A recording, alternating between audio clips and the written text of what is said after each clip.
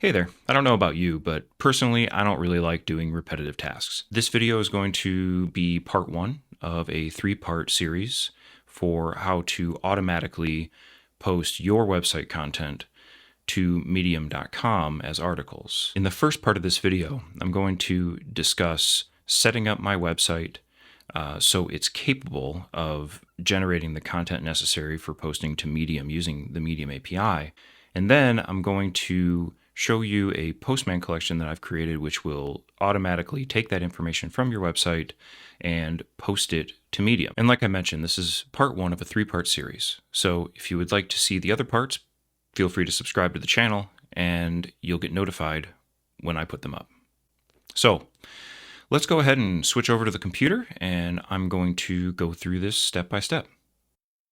All right, so let's start off on the Medium API documentation. I think it's important to understand what it is we're trying to accomplish here before we really just dive right into it. Medium has a REST API and it allows you to get information about users. It allows you to post things. It allows you to post to publications, a number of different things you can do. But the one that we're most interested in is the one for posts. So go to the post section and see what it says. It says that you can post to api.medium.com/v1/users/your author ID/posts. And the request kind of looks like this. It has the title, it has the content format, it has the content itself, a canonical URL, which is going to be important since we're posting an article from a website where the article already exists, the tags that you want, and then the published status. Published status on this is, in the example, is public. I changed this to draft just so you can preview it before you put it out. So now with that out of the way, let's go ahead and take a look at my website so I can show you an example of what it is that we're going to be creating. So what we're going to be creating is the ability for this website to report its articles in a way that we can post to Medium. There's really two things that we're doing. One is under posts. If I just go to the post section of the website, I have to back this off a second here. So here's the post/self-improvement. We'll back the URL off and go to medium.json. So post/medium.json. And what you'll see that it spits out is essentially an index of 3 articles. These are the 3 articles that are on the website right now, and their URLs and their IDs. These IDs will be used in part 2, where we keep track of which articles have been posted so the automated system doesn't post them again. And then if we go and look at an article, so here's an article here, and you'll see that this is the HTML version of the article. And if I go to /medium.json here on this, it's going to spit out the article in a JSON format. It has the title, it has the content format, it has the content itself, the canonical URL, and the tags. Now, that matches up very nicely to what you see here in the Medium API about posts, right? So this is the exact same information, and that's how we're going to accomplish this. So my website is created with a static site generator called Hugo. If you don't use Hugo, you can probably accomplish this same thing using something else, but I am going to go ahead and dive into how this is done with Hugo. And I will put chapters on this video so you can skip this part and just go to the Postman collection part after this is done. Either way, what you're trying to accomplish here, though, is having your website spit out JSON output for each one of your articles, as well as JSON output for the index. And again, we'll go back and look at the post index that spits out that piece. So let's go ahead and jump over to the code editor and I'll show you how I did this in Hugo. Here we are in VS Code with my website open here on the left and all of its content. The first thing that we'll look at is the config.toml file. The config file really needs to have 2 things added. One is the output formats and the other one is the outputs here. So output formats is going to tell Hugo that we're creating a new format called Medium JSON.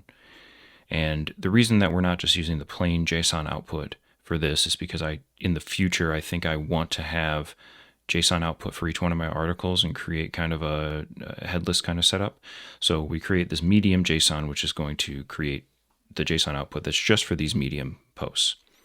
It has a base name, it has an indicator that it's plain text, and the medium type is application JSON. I will post a link in the description so you can check out the documentation for this on the Hugo website. The second piece to accomplish here is to take a look at the archetypes, which are essentially the templates for when you create an article. I have one here called posts, and what I've added here is an ID. So there's a value called ID on every article, and this is a template, so it's automatically creating this unique ID value. Unique ID is something that's supported natively in Hugo, so you can just go ahead and slap this in here. What this will do is every time you create a new article, it will generate a unique ID. That's going to be important for the automatic posting part, like I mentioned earlier, so that way the system doesn't post the same article more than one time. Now that this is complete, we can go ahead and look at the two different templates that have to be created here. So first, I've created a list.medium.json that's over here under layouts and in default. This is essentially saying that anytime Hugo is listing something, it's going to also create a .json file with the same information that's in the lists. This is going to loop through all of the what it calls regular pages recursive, meaning that if you're on the posts page, it's going to loop through all of the posts and pull together the values. Inside of the loop, I am just printing out very easily here the permalink and then medium.json. And then there's an if statement here for the ID, just saying if there is a ID, then we're going to print the ID. So that's essentially the index piece. For the next part, this is the output for an individual article. You can see it's pretty straightforward as well. It's a simple JSON object. It's got title, the content format, the content, the canonical URL, and the tags, just like we saw before. And the only little tricky bit to this is making sure that when you're using the templating, you're passing everything through this JSONify function, which is going to make sure that the output is formatted so it is JSON format and it doesn't blow up the system that's trying to read it in. So let's take a look at an article example here. This is an article I wrote a while ago. It's about how to set up Homebrew. And you can see here that it has an ID and it has a value in it.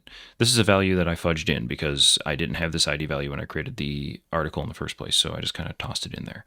But either way, that's really all that has to be done in your code for a Hugo site.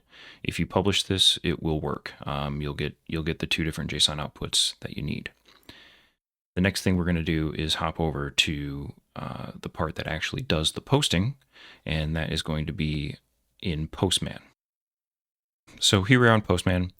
I've created a Postman collection to do this. There's a little bit of tricky pieces to make this all work.